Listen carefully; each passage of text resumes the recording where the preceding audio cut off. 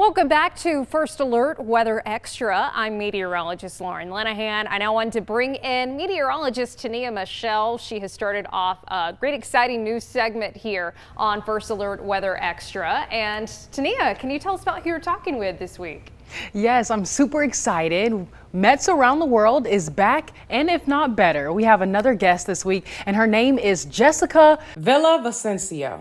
And we're going to sit back and relax and enjoy this journey. She's going to share a little bit about her story, where she started in terms of getting her meteorology degree, and where she's at now, and also give us a sneak peek for where she's going. Hey everyone, this is Weather Extra on our new segment for episode 2 of Mets Around the World. So today we aren't going too far. We are headed a little over to the west to talk to Jessica. So Jessica, tell us about where you're at right now. I'm a freelance meteorologist. I first started here in KSLA in Shreveport, 2019. I did 3 years, and then it was one of those situations where you thought you were going to be out of the area a little bit sooner than you actually were.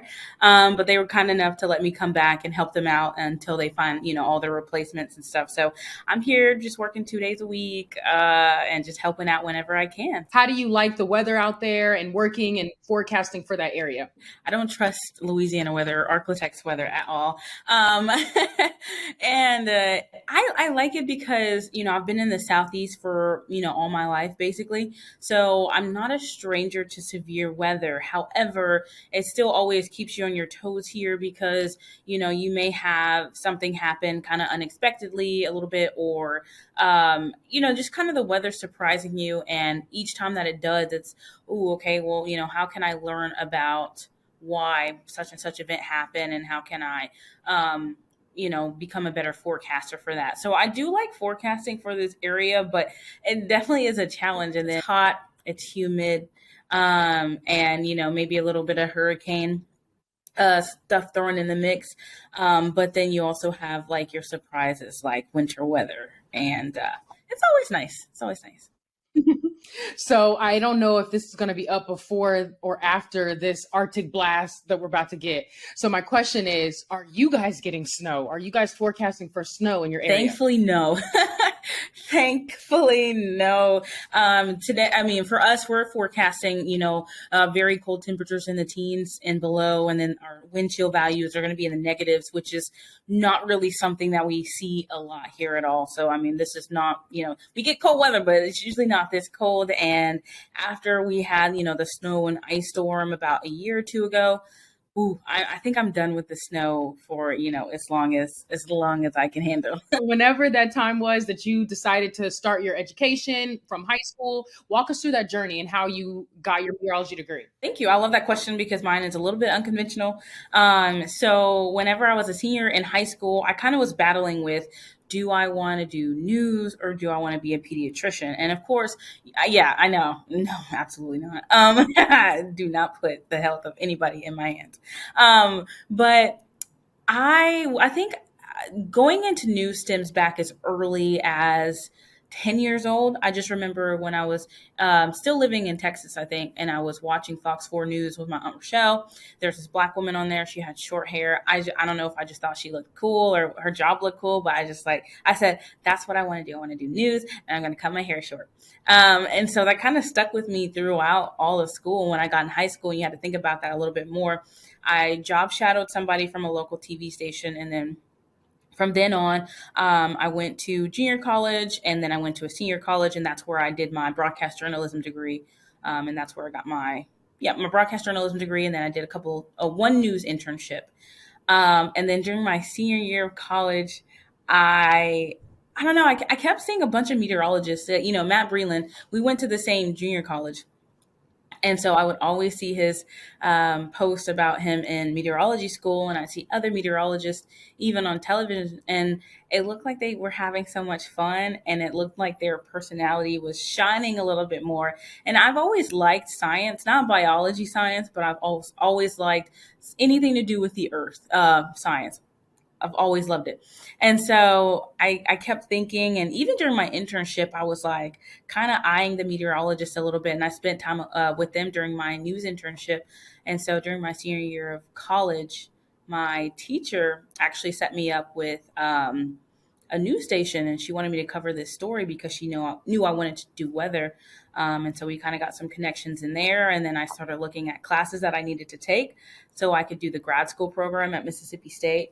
And so I graduated with my bachelor's in journalism in 2019. And then I went to grad school at Mississippi State University and did their broadcast meteorology program. We'll talk about how classes were for you, especially being a minority in the classroom and not seeing especially many Black women. We were less of a number there. So how was that process for you? How did you manage to build a community there and to even keep going? Because I know that there were some people that just gave up. When I got to grad school, there was, I think, four graduate girls doing the broadcast meteorology program.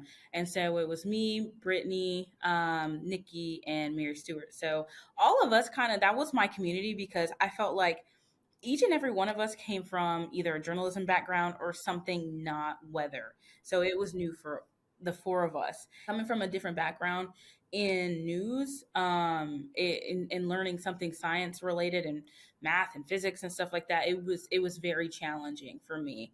And honestly, didn't get better until I changed up my study habits, talked to my teachers, and also talked to my classmates and began to study with them. As far as being a minority in the program, it was me and my friend Brittany. I really liked the broadcast teacher that I had for our presentation and everything, and she could help with that. She could help with my words and just my overall, like, how I'm talking about the weather story.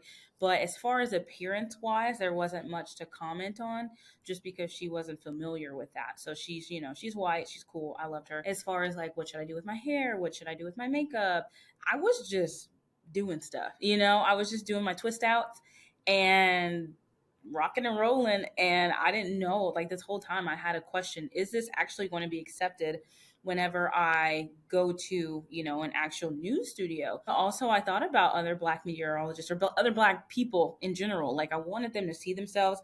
And most importantly, I wanted kids at home to see themselves or see their hair and be like, wow, you can actually wear natural hair on TV. Like, it is professional. It is beautiful. There isn't anything wrong with it. Okay, so you've had your big break out of college. You got your first job. You're working now in Louisiana. You said KSLA, is that their call letter?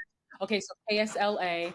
And now we want to know what's next for you. Like, if you could curate your perfect dream job, your life in the next 5 years, where do you see yourself? What's next for me now is actually, I'm getting ready to move to Maryland. And in the next 5 years, if I could curate my life, I think I would be outside of news. And that kind of just changes because of, my life changing. So I got married, and there's some, medical things that, I have to take care of with my husband and stuff like that. And so I want to make sure that I'm present with him as much as I possibly can be. But I would love to still work for the National Weather Service and maybe work with the department that talks about climate change, and being able, like, if I could travel to different areas and also explore how climate change is affecting them, and be around marine life, be around, when I went to Hawaii, it was so random. We were just doing like this sunrise ceremony, and I was talking with one of the guys there, and he had mentioned that he was doing work with some guy in Louisiana. I was like, wow, okay, that's where I'm from. But he was doing work with him because they were talking about climate change and how that's affecting Hawaii. And I think, climate change can be such a touchy or, unfortunately political subject. And I don't think people are going to care until it affects something like their food or their vacation or, something of that nature. So working in that scope of things would be my dream. Oh, I absolutely love how Jessica's story continues with her passion for weather as she plans to shift her focus to climate change research after being in news.